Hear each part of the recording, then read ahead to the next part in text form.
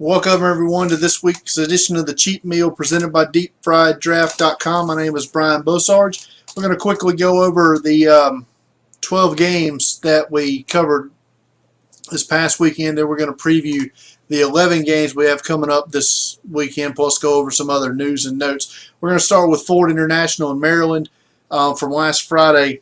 Looked at Florida International tight end Jonnu Smith.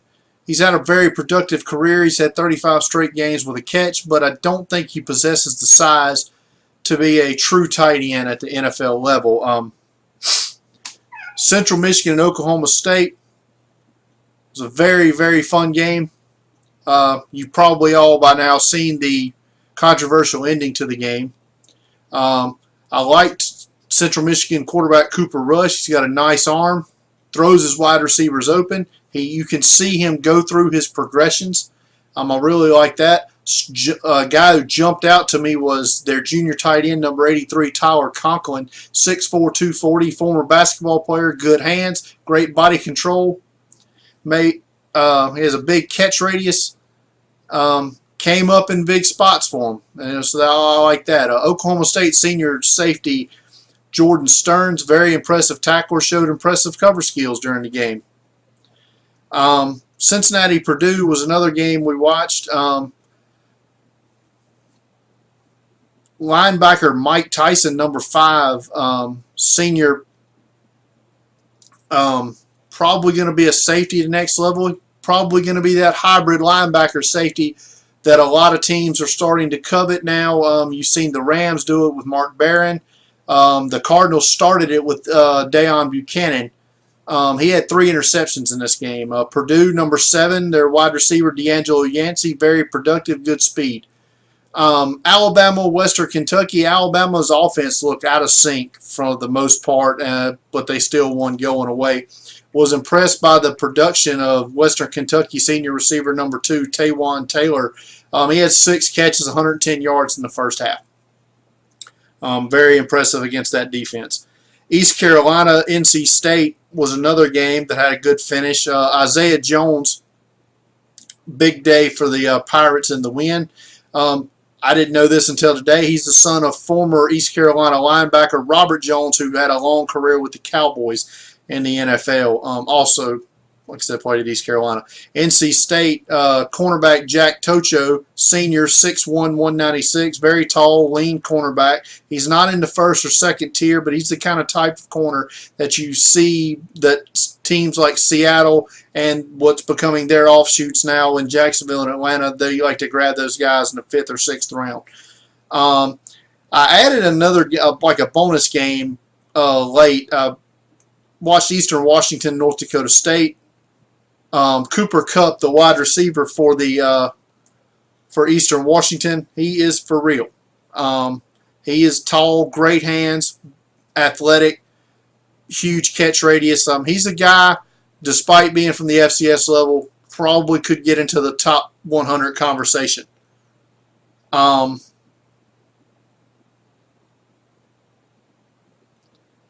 Arkansas TCU, another game that was just fun to watch. I went into double overtime. I was impressed by Arkansas senior tight end Jeremy Sprinkles, soft hands, nice route runner. He's not very fast, but he blocks well. TCU senior outside linebacker number 94 Josh Caraway, 6'3", 250, nice size. He can rush off the edge. He's not a top tier guy, probably a late rounder. A weather delay. Lightning delay caused issues with my DVR feed, threw me off a little bit. So I only saw the first half of Jacksonville State and LSU. I was impressed by Auburn transfer Rock Thomas. He had a solid game against LSU. Tre'Davious White, a guy who we've written, got a recipe for on the site, senior corner. He had an amazing punt return. I mean, look it up. Tre'Davious White, punt return versus Jacksonville State. It was his second TD in 2 games. This was an 80-yard punt return. He had a fumble return for a touchdown against Wisconsin. Virginia and Oregon.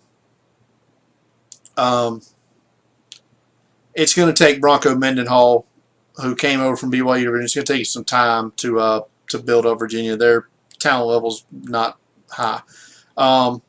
Pharaoh Brown, a guy we talked about in last week's video that I was looking forward to seeing. He had a touchdown reception in this game, 5 catches, 50 yards. You can tell he's not as fast after the knee injury, but he's still got his same soft hands. I think he's a better blocker now. So I don't know that he's going to go as high as he would have before the knee injury, but he's somebody that you want to root for, and you could see going late. Virginia Tech, Tennessee. It was a great visual experience seeing the game at Bristol Motor Speedway. Tennessee was down early but pulled away late. I was impressed by redshirt sophomore running back Trayvon McMillan for Virginia Tech, number 34, 6 foot 205. He was explosive around the edge, had a couple big runs, averaged about 9 yards a carry. Late game Saturday night, San Diego State and Cal. I told you to watch Donnell Pumphrey. All he did was come up with 300 yards of total offense, 281 on the ground. He's now the Aztecs' all-time leading rusher. He only broke the record of Hall of Famer Marshall Faulk, so no big deal there, right? I was also impressed by his backup running back, Rashad Penny, a junior, 5'11", 220. The guy's got pretty good kick return skills. He's not a bad runner as well. And junior corner Derek Babish, 6'1", 190. He saw a lot of action as Cal didn't want to throw at DeMonte Casey, and he showed himself well. Got to look at possibly this year, but more likely in next year's draft. Speaking of Davis Webb and Cal, almost led a big comeback.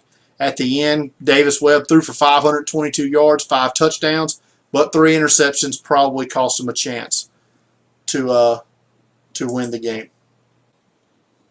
All right, now let's get on to the 11 games that we're going to look at this week. Starting Friday night, 8:30 p.m. on ESPN2, Arizona State is at Texas San Antonio. For UTSA, only one guy to even remotely think about at this point in time is number 8 senior defensive safety Michael Eguagu. He's on the Senior Bowl watch list.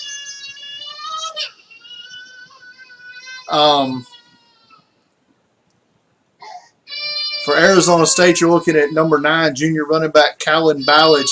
He had 7 touchdowns rushing the other night on 13 carries, and he added another receiving touchdown. Tied the NCAA record for most touchdowns in a game in that wild shootout against Texas Tech. He's a 6'2", 222. A lot to like there in Ballage. Saturday morning, 11 a.m. on ABC, probably the biggest game of the week. Florida State is at Louisville. For Louisville, their playmaker is sophomore quarterback Lamar Jackson, not draft eligible. But this kid is an absolute stud so far. They haven't really played anybody with any semblance of a real defense, but that's going to change when they play Florida State. Florida State, however, is going to be without arguably their best defensive player. Sophomore safety Derwin James had to have his minor knee surgery, but he's going to be out a few weeks. This game could end up relatively being a shootout by the time it's all said and done. Also, 11 a.m. Saturday morning on ESPN. Miami making a trip to Appalachian State. Odd that the U would give a home game to the Mountaineers, but here we are.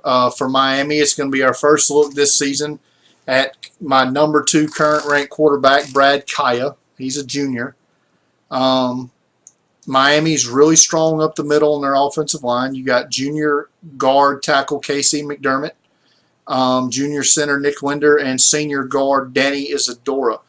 It also gives us another chance to get a look at App State senior running back Marcus Cox, who had a really good game against Tennessee when we watched him in Week 1. 11 a.m. Saturday morning on ESPN News. New Mexico at Rutgers, cross-country game here. For New Mexico, the player to watch is senior safety number 5 Lee Crosby, 5'11", 201. Remember we talked earlier about those hybrid safety linebackers, you could be seeing him as possibly one of those guys. He's a nice in-the-box safety. He's got range, tackles really well. For Rutgers, the defensive line is where it's at for them, and their top players, junior edge rusher Kamoko Toure, 6'6", 240, potential top 100 guy. Darius Hamilton listed as defensive tackle, could be a 34 end, could be a or just could be a defensive end at the next level. 6'4", 260, as I said. He could also get in the top 100 conversation, but likely in the 4th, 5th round range. Another big game Saturday, 2:30 p.m. on CBS. Alabama's at Ole Miss. Alabama has to get off to a faster start on offense this week. Just no doubt about it. They can't get behind Ole Miss, or else, they might not be able to make the charge if they get behind. For the case of Ole Miss, they can't get wore down like they did against Florida State. Second half, they just got beat up, and they ended up blowing the big lead. Some scouting matchups to watch in this game. Alabama safety Eddie Jackson, one of the top safety prospects in the draft, locking horns with Ole Miss tight end Evan Ingram. That's a good matchup to watch. Also, to see Alabama's cornerback Marlon Humphrey, who's, as of our last position rankings that we just updated, go check those out at the site. But Marlon Humphrey's now up to the number 2 cornerback spot in our latest rankings. But he's going against Stringfellow and Adebayo, 2 big-time wide receivers for Ole Miss. 3 p.m. on the SEC Network, East Carolina's at South Carolina. For ECU, it gives us another look at their wide receiver Isaiah Jones that I spoke of earlier. For South Carolina, curious to see how their secondary handles a quick passing attack by the Pirates. JUCO transfer Jamarcus King gets a start this week. You'll see him number 7 with the long dreadlocks, 6'2", 180. He needs to have a good game for South Carolina. And if they want to go to a bowl game, they have to win this game. 6 p.m. on ESPN, Texas A&M's at Auburn. Auburn's defense has been much improved through the first 2 games. And their offense finally came to life a little bit against Arkansas State. The big question in this game, can Carl Lawson and Montravius Adams provide enough pass rush to disrupt Texas A&M's offense? For Texas A&M, can Auburn have enough balance on offense to slow down their pass rush with Myles Garrett and Deshaun Hall? It's going to be interesting to see. 6:30 p.m. on NBC, Michigan State's at Notre Dame. It's our first look at Michigan State this season.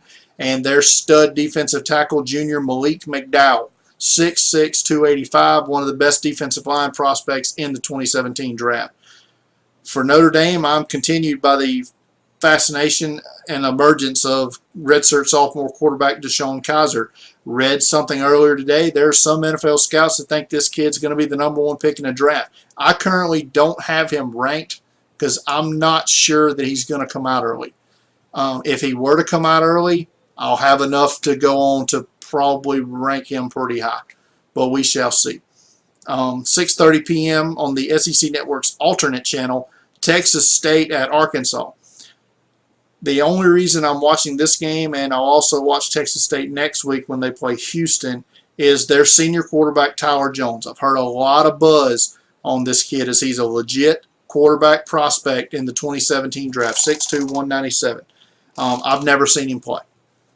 So, like I said, and when I see these smaller conference quarterbacks and I hear the buzz on them, I want to see them against top competition, which is why you'll see them in SEC defense this week in Arkansas, and I want to watch them against Houston, who, despite not being in a Power 5 conference, has a Power 5 defense. So, I want to see Tyler Jones. 6:30 p.m. on Fox, Ohio State at Oklahoma.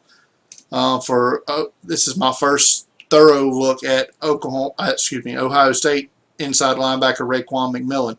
I watched him enough to know that he's one of the best at his position in this draft. But I want to see him against Oklahoma and other games this season. Probably going to be a first-round pick. Oklahoma, I want to see their secondary stars. I want to see junior cornerback number 7, Jordan Thomas, and senior safety number 13, Ahmad Thomas. against the receivers of Ohio State. Should be a good matchup there. 9:30 p.m. on CBS Sports Network, Utah at San Jose State, what's seemingly becoming my weekly viewing of Mountain West Conference After Dark football. For San Jose State, I really like their undersized senior tight end, Billy Freeman, number 18, 6'3", 235. He gets open. He's good in the open field. But like I said, he's small, not really asked to block at all. For Utah, their stud player is Lowell Lotulelei, who's the younger brother of Panthers first-round pick a few years ago, Star Lotulelei. They have similar traits in the ability to clog the middle and rush the passer from the defensive tackle position. The younger brother, 6'2", 302, is a junior. So like I said, those are the 11 games we're focusing on this week. Another goal I'm making it for myself going forward is I want to try to watch at least one game involving at least one FCS team every week. I want to try to get the smaller schools viewing, because I mean I can watch the bigger schools all the time, and I watch the SEC a lot. So, but I want to try to get some of these FCS prospects their due respect. And so going forward, starting next week, we will definitely try to do that. Next week, I think I'm targeting Montana and Cal Poly, and we'll have some other games going forward. On to NFL stuff. This week's Deep Fried Draft Rookie of the Week for Week 1 is Philadelphia Eagles quarterback Carson Wentz. Great debut for him against the Cleveland Browns. Our first full Top 100, the big board, going up tomorrow. So look for that about 11 or 12 o'clock. Look for that to drop on the website Thursday. That's going to do it for this week's edition of the Cheat Meal. Hope you enjoyed watching. Follow us on Twitter at Deep Fried Draft. Find us on Facebook at facebook.com/deepfrieddraft. Search all of our videos, past videos on YouTube. Search for Deep Fried Draft. Hit that subscribe button. We'd love to have you. And we'll see you next week.